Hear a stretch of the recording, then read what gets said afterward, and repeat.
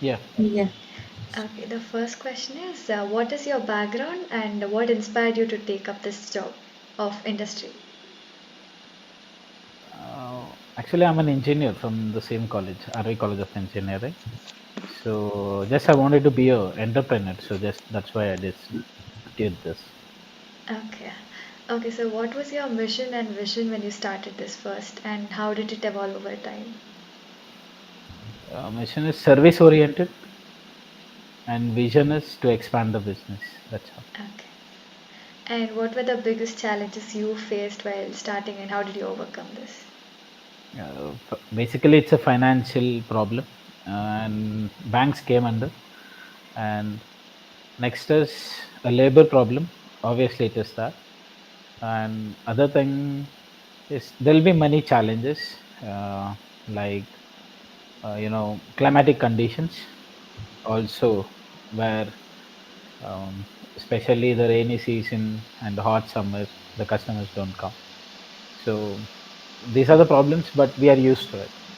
So financial problem, the banks, labor problem, we used to get some other people who are known and all this. Many a times even we have worked, even I have worked there. Okay. Yes. So how did you manage the inventory, especially with the volatile nature of the fuel demand? Actually, the volatile nature of the fuel is common. It is completely sealed, and there'll be it's completely, what do we call it, as insulated. So there is not much volatile when it is inside the tank. When it comes outside, it's volatile. So obviously, for 1 liter or like 1000 ml, 20 to 30 ml will be like vaporized. I mean, like it just vapor. So we can't help it. Okay. How did you handle the fluctuation in the fuel price to ensure operation stability during these times? Actually, 7 years back, the fuel prices would jump like once in 6 months or 7 months. After like the Modi came into picture, like 5 years back, every day the fuel prices were fluctuating. So the loss can be incurred by taxing. I mean, like while claiming the taxes and all this. But the when it is from past 2 years, the fluctuations of the fuel is not much. Actually, it was raised 2 years back, and it was decreased just few months back. Even the state government increased it. So hardly like the government is more responsible for raising and falling the fuel. Whenever we incur loss, we can't help it as a business. Um, One is there is a tax evasion for that, and the other thing is we have to we'll be seeing in the news like how the fuel prices it might come down or come. During that time we used to just keep the fuel stock low in the inventory. So most of the times we don't can't help those. Yeah. Okay. What steps did you take to maintain the quality of the fuel to ensure compliance with safety and environmental standards? First, quality is whenever the load is coming from IOC, we make sure that the density is um, maintained with the given value, like plus or minus 1% of it. And we make sure that completely unloaded to the tanks. And after that, there is no adulteration. That is what we maintain. And every morning, we maintain the standards of the guns by testing its what do we call it as density, as well as the fuel quantity. We have quantity test of 5 liters.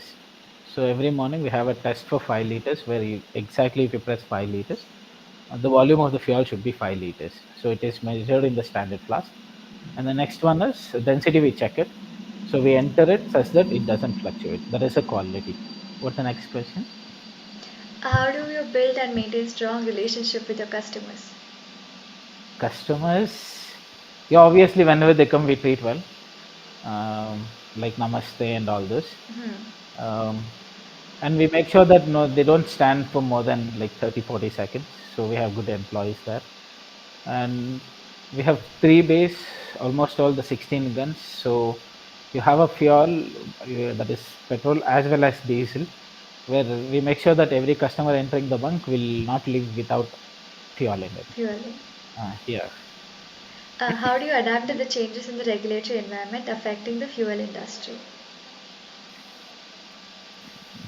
Yeah, that's what I told. It's inevitable. So we have done it. So we have to follow the government rules. That's all. What role do renewable energy and sustainable practices play in the future plans for the petrol pump?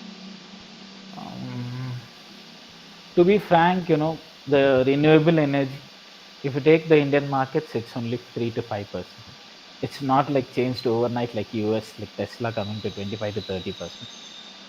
In spite of that, by based on central government, the Nitin Gadkari has compelled that every bunk should have an electric charger. So we are installing in next 3 to 5 months, and it doesn't change overnight. As like the market increases, the market share of whatever the existing vehicles are there, so that will exist, and we make sure that those customers come and go, at least like for next 10 years. And after like 2030-35, we make sure that instead of uh, fossil fuels, we just make our bunk into rechargeable units. So it's Uh, completely based on government, because as a dealer, we are just like maintaining those stuffs. So whenever the people change and the government change and their nature of renewable changes, we just adapt to that. okay, sir, is EV increasing in EV demand affecting the business or anything? Yeah, increasing EV demand, it has brought down our sales, obviously. But as a citizen, the pollution is less, and we have to adapt for the change. So we can't blame anyone. That's it, sir. That's it. Yeah, yeah, happy with that. Yes, Yes, sir. sir. Thank you Yeah, so thank much. you. Yeah, Thank you so much, sir. okay.